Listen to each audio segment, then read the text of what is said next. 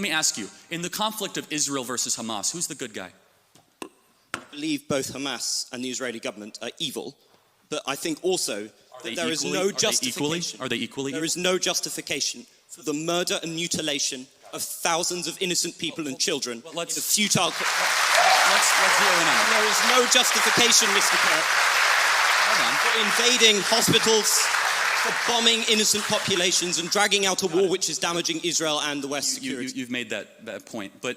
Well, it's not a point, it's a moral truth, isn't it? Okay, yeah. It was also a moral truth that the war started because 1,300 Jews were killed and 200 were taken hostage. And when you declare war on Israel, expect a firestorm in reaction. Let me finish, I let you talk.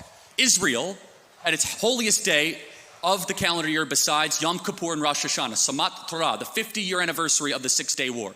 On Shabbat, Hamas invaded Israel, deciding to go recklessly to music concerts, to homes, to kibbutzes, and taking 200 plus hostages. They knew what they were doing. In one of the most cloistered urban environments on the planet, 2 million people live in a place where it's impossible to wage war.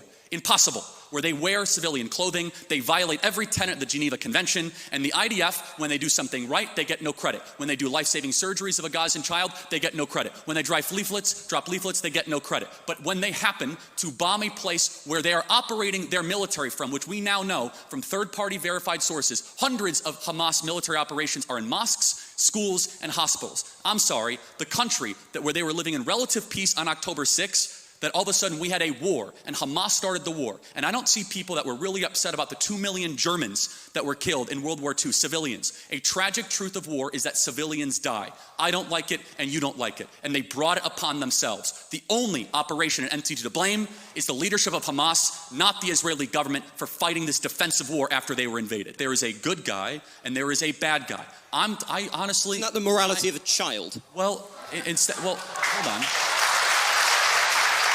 It's interesting you say that, because a child who knows that Israel is the good guy, Hamas is bad, has a lot more wisdom than a student like yourself at Cambridge University.